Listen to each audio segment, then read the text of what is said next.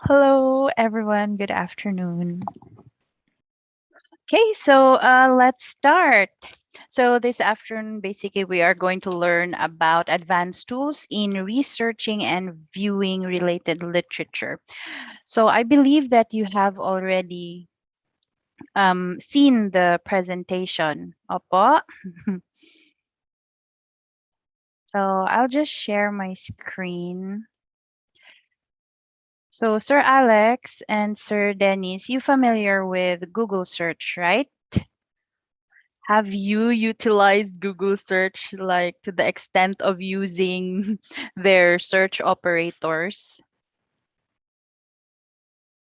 No, Sir Alex, no, Sir Dennis din. So, 'di ba, if we are to search an article perhaps in Google, we just go directly to open ko munang Google.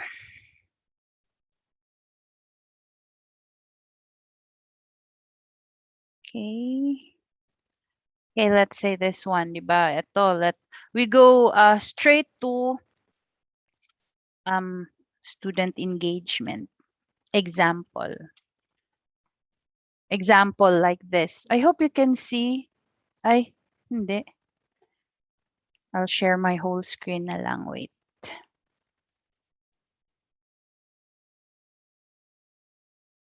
Okay, there. I'm on the Google search tab. So let's say, for example, I'm going to search student engagement in online learning.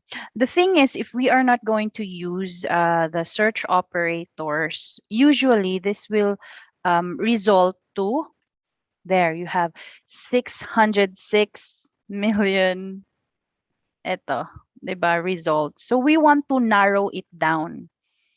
So by narrowing it down, we can use the search operators, such as like this one. There are, can you see the no PowerPoint? Um, there's basically like more to this, no? For search operators. These are just some of the basic and advanced search operators uh, I placed here. But if you go to the references or further readings, you'll be able to see more of this. So if I may ask, have you used Bisag, even just one of these operator? Sir Dennis, wala. Sir Alex. Okay. So, okay. Let's say, for example, this. So you have to put double quotes if you want the exact match. So let's try ha. If we put double quotes, eto. And as an example lang po. This one doesn't have a double quote. So the output has 606 million. Okay, let's try to narrow it down by putting double quotes if the results will lessen there. 'Di ba po? Hmm. So that's just one way of narrowing down your search. You can also use or. It has to be capital. Okay, it will not work for the small letter or. Or this one, the pipe symbol. You can usually see the pipe symbol above the shift key. Yung shift key near the enter key, yun, pipe symbol. So, or will give you a result of either, let's say, for example, ito, synchronous or asynchronous. So, either one of those. Another one is and. So, always remember, though, that these operators, you have to use all capital. Okay? So, pag and, dapat synchronous and asynchronous yung lalabas na result. So what else are like basically the things that you really need here for if ever you have like research uh, or journals that you want to look into. So the ito po minus. So let's say for example, You want to search for yung mga asynchronous but without the word feedback. Okay, that's also very needed. Ito file type. Gusto ko itong file type because usually, di ba, pag journals, we want it directly PDF. And it's not other materials. Let's say sa website lang, we want our search to be a PDF file. So you have to type in the word file type, tapos colon, and then your file type. And it should not have any spaces in between. So let's try this. Ito, let's try. Copy ko lang. If lalabas ba talaga yung PDF lang. So ito. If you can see this, ito na part, may PDF, PDF. It has to be mostly PDF. Ito, PDF rin. Diba? Okay. So, ito rin. Gusto ko rin tong related. So, if you know a particular website, so related na lang. Related. And everything that is related, let's say, for example, ito, Science Direct. So, everything that is related to sciencedirect.com, that's the result that will be displayed. Okay? Yes.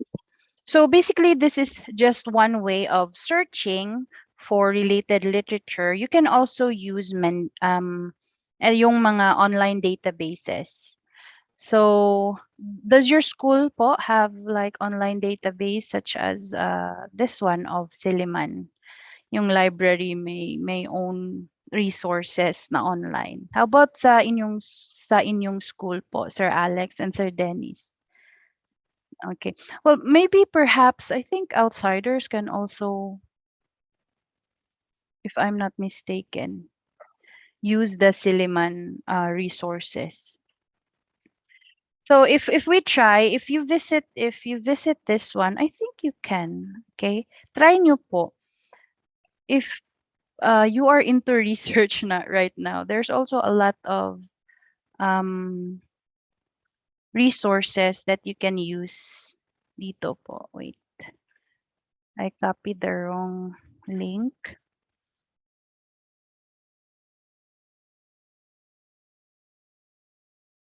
I'll post it in the chat box as well para maklik nyo lang. Ito po yung link dyan. Okay. So, if we scroll down, ito po yung mga online resources. Familiar po kayo? Science Direct. Have you used some of this? Maybe perhaps used on your research? Familiar? So, this can be one of the database where you can,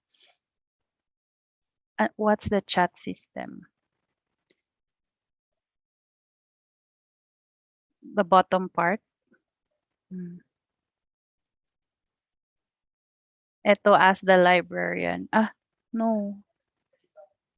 The bubble part here. Yes. If perhaps po, Sir Alex or Sir Dennis, you have like a research to do and you want to access po ang Silliman Library, you can always ask our librarian by filling this up po. So basically, again, here you can just check on this. Let's say click mo yan, Philippine Journal. So there, and you can just search for the paper over here, says search. So I think this is free. Some of these are free, of course, and some are not. And these are like PDF files. Okay, so that's one. And of course, Wiki. Pwede yung Wiki, but with the Wiki, you don't have to cite it as Wikipedia from Wikipedia. What you can do is use I have an example. This one here. Eto. So list of journals, educational journals. You can just click a link and then on this side over here, the right side, that's what you're going to put as a reference instead. Not Wikipedia because 'di ba Wikipedia hindi yan talaga ano, it's not a really good source to put. But for this as a repository, you can use the side. Ito you can see the ISO, yung mga ganon, the title of the book. Yan. So again, online databases, bookmarking.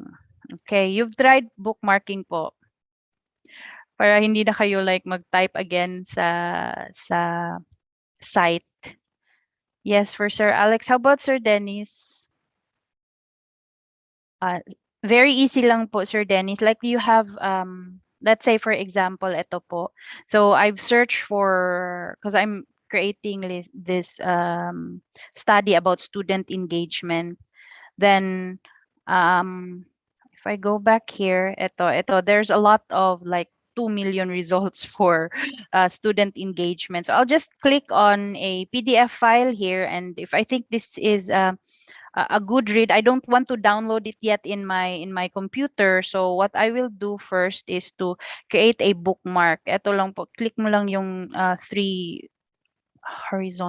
vertical dots, then click yung bookmark. Ito, you can see there bookmark there, and then automatic na yung makikita mo dito sa tab there. So you can read that on for later and maybe decide to have it downloaded. Okay. So bookmarking is the third one. And next, ito, Mendeley. Have you used Mendeley po? Or any reference manager software that, okay. What I like about Mendeley is, wait, Mendeley. I have Mendeley installed in my desktop. What I like about this is, let's say for example, so these are all my resources um, about student engagement. So what I like about this is I can ano yan, yung highlight, yes, ganon, annotate mo, ma-annotate mo. Tapos you can put in notes, comments, eto.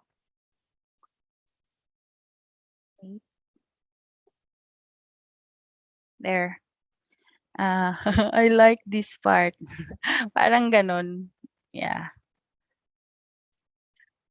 And then also po yung mga reference needed for the reference when you put in your citations, you can also see it on the side. Automatic na yung nandito. Okay? So you can put it in a folder. Yun. May folder ako dito. So all of this folder is for my student engagement na mga files. Ganon. This is really helpful again po if ever you have um, a research paper to do. So this is a desktop, and you can also go to may ano din sila web. Eto. There. So it's under Mendeley.com.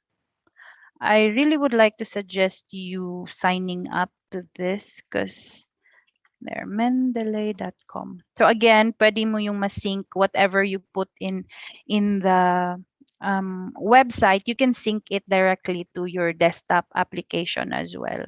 So if you want to download the desktop, ito lang po, download. Ganon. And then you can also search for articles here, like student engagement.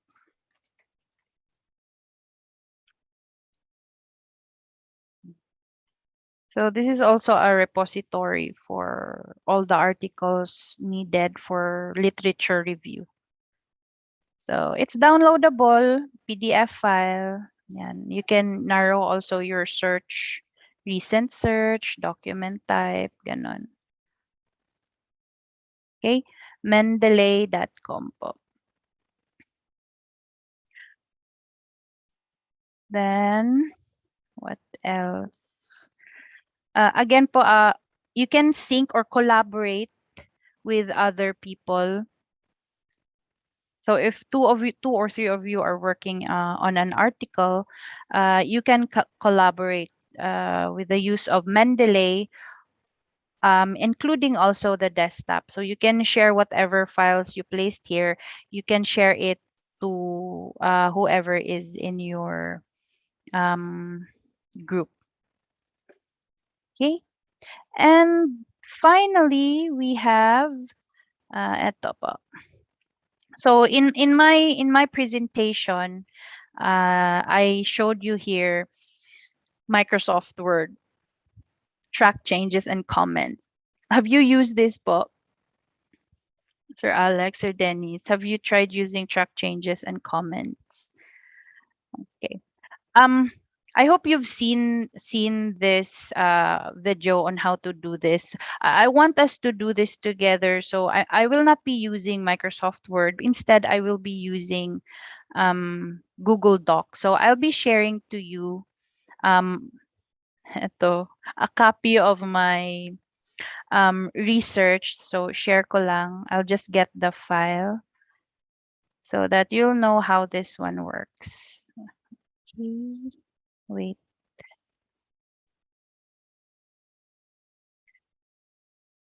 Share. Paano ba 'to? Teka muna ha.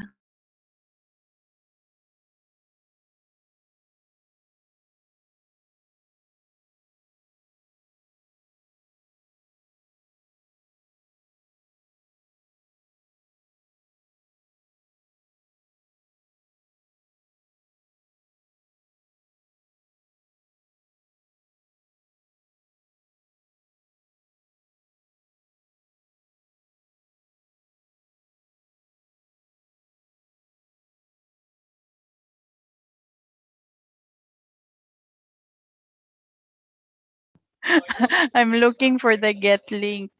Sorry po. It was here a while ago. Ano na lang, I'll put in your email na lang po. Sige, can you put your email na lang po? Yeah, Sir Alex, I'm looking for it po yung eto wala.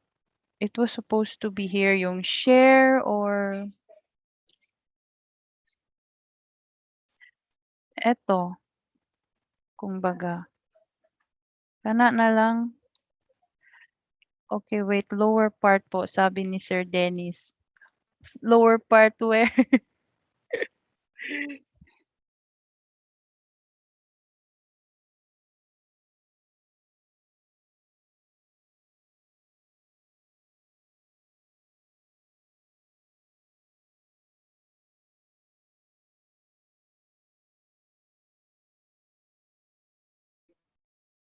Eto di ay. Sorry na ano siya na it was covered by the videos. Ay, goodness. Eto. There you go. Okay. I have to move my video there. Okay. So let's say all of us here are editors for this paper. So for track changes and comments, which is also similar with Microsoft Word.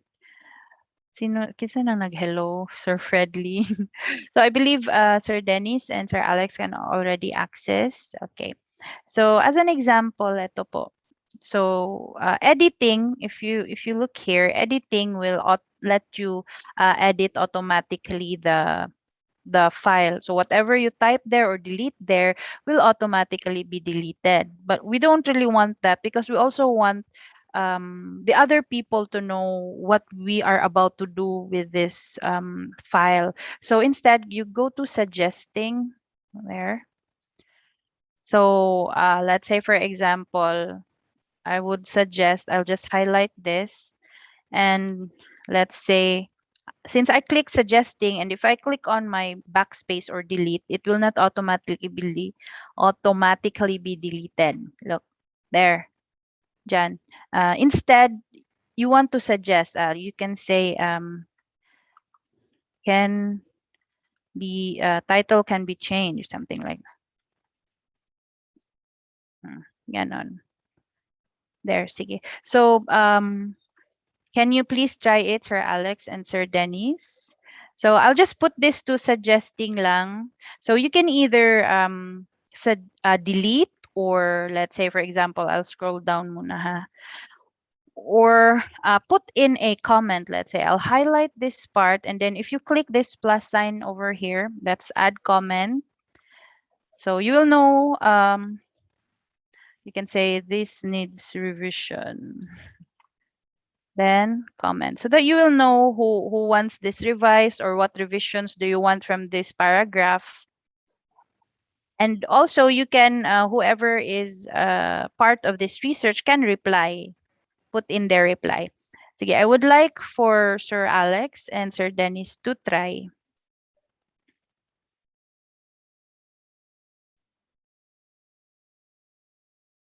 Yes, Sir Alex. Hello po. Good afternoon, ma'am. Nag-send po ako ng request edit access po. I cannot, I'm in the, I'm in the document but I cannot do anything there. Sige, I can't edit it po. Thank you po. sige po. Thank you. Email.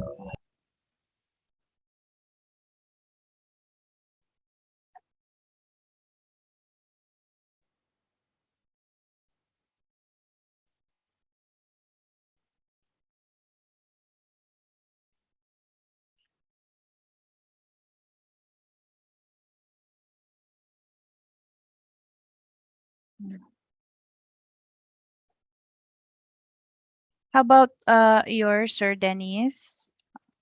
Ma-access mo na?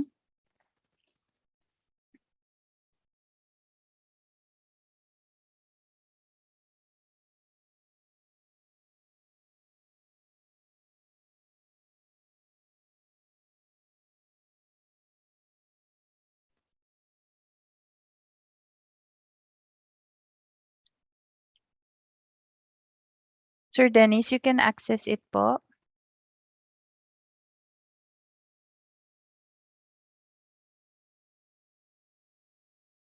You can? I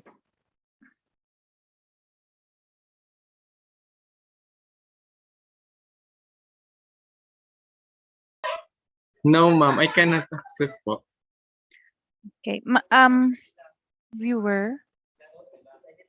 Sige, wait muna. Editor na. Okay. Again daw po, Sir Dennis.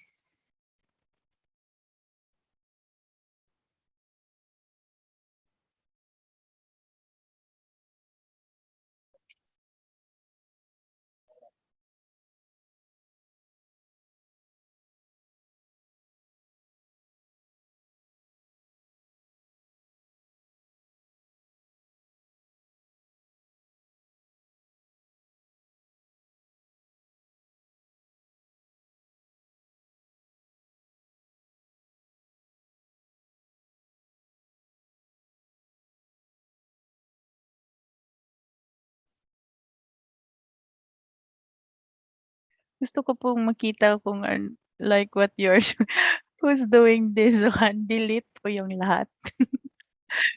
Sino ba to? Fredly? Sir Fredly, ikaw ba to? Opo, I don't know, ma'am. Pero I have my naman cursor, pero it won't type anything, ma'am. Hindi ka maka-edit po? Wait.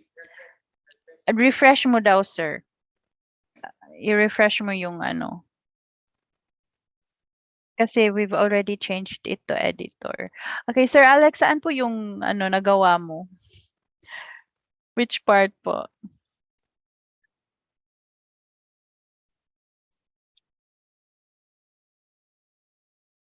Ma'am, nag-comment po ako dun sa may introduction na part. Introduction. Okay. Dito. There. There. So basically, once you are like, if you want that or you've already did that suggestion, you can just click the check mark to resolve it. Yan. So let's say for example, ito gusto ko 'di bang i-delete. So if you want that deleted, when you click this when you click this accept suggestion, then that will automatically be deleted. Did you see it? Control. I will it control there. So again, ito po yung green. Ito. So this part here, if you want it deleted, you accept the suggestion na delete or change. When you click the plus, automatic na yung ma-delete.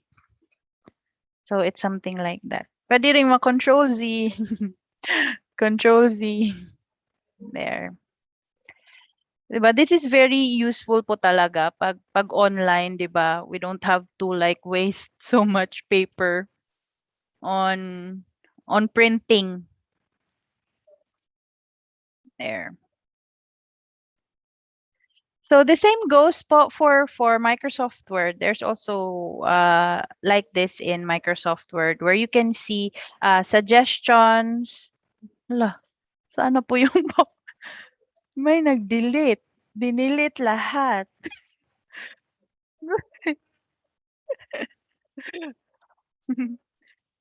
Yan.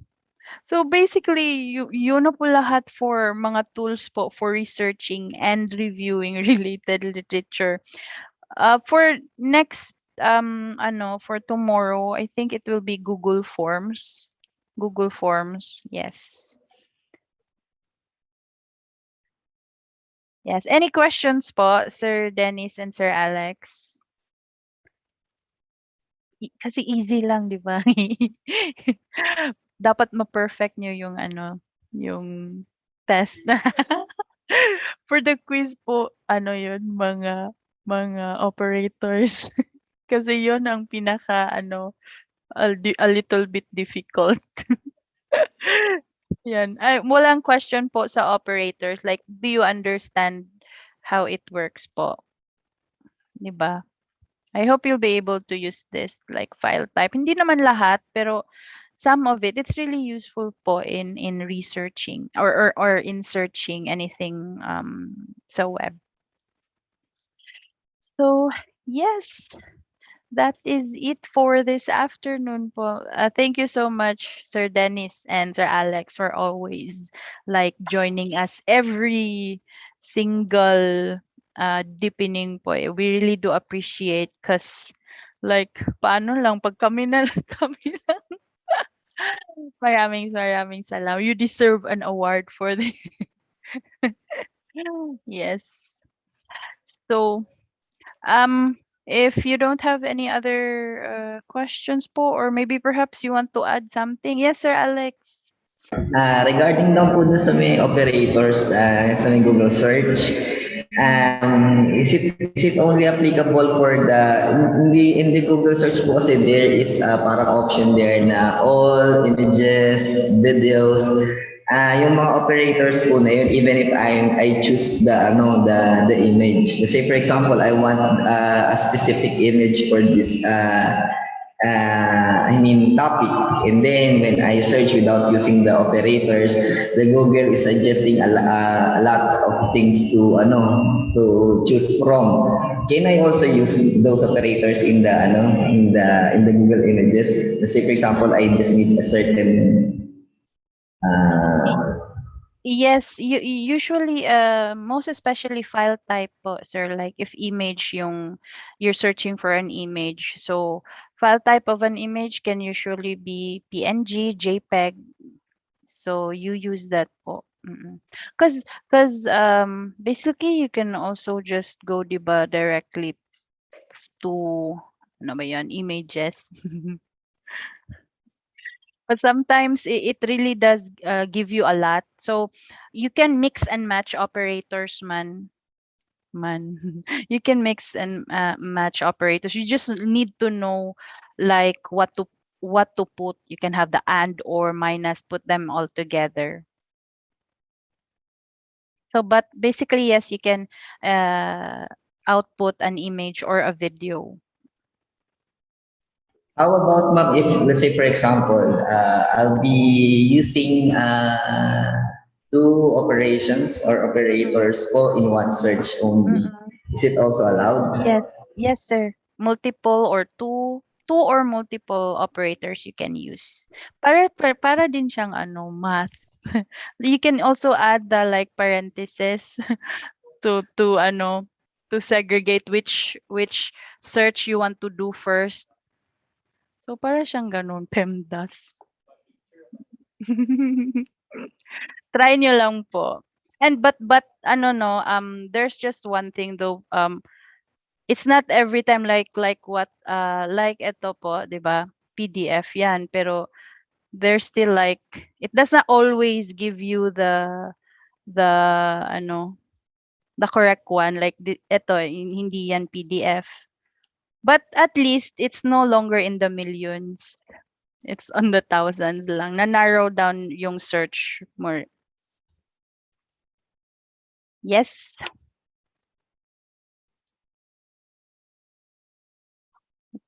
Okay na po, Sir Alex? Okay, great. So, Dennis, okay okay ka lang, Sir Dennis? Okay. So, sa reference po ha, meron pang maraming ano diyan, operators that you can use. I just added those, yung normally what I use for in searching. So, again, thank you so much po. See you again tomorrow and hope you've really learned a lot and will be able to use your learnings in the upcoming years. Years. Last na po pala ma'am, yung sa Mendeley po. Sige. Once I downloaded it, Mm. I can use it now without internet. For yung desktop, pwede yung walang internet. But if you want to sync your like desktop and the eh, and the yung sa browser, if gusto mo mag-sync, you need to have internet for that. Nag-a-update din po siya ma'am, ganyan po. Yes. Sa desktop ko po. Yung sa desktop, eto. Wait.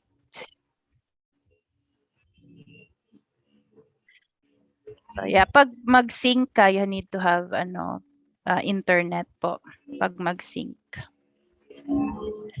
Pero if you don't need naman po mag-sync, so okay lang walang internet. Yes, yes. Lifesaver ko talaga itong ano, yung Mendeley kasi I can just use like I can just open this if I want to review all the literature reviews ano ba yan rather than just in my PC. It's really different po pag nasa PC mo lang naka-save like sa files like if it's just saved here at yung sa mga files it's really quite different if you use Mendeley.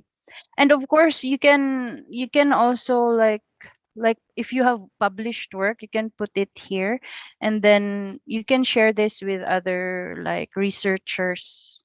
You can have like a social network of researchers.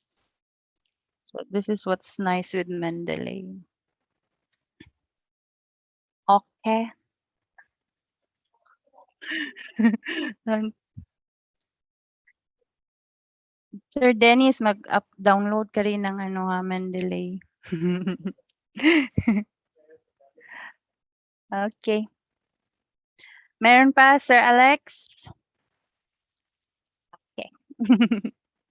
Yung Google Docs din po ha, I hope you will be able to utilize that and with the Google Words. Ay, Google Words. Hindi pala yun Google Words.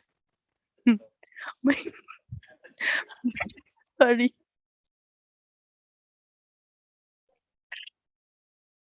Okay. So, okay, thank you again. Have a great day Thank you po. din po. Salamat po. Bye-bye.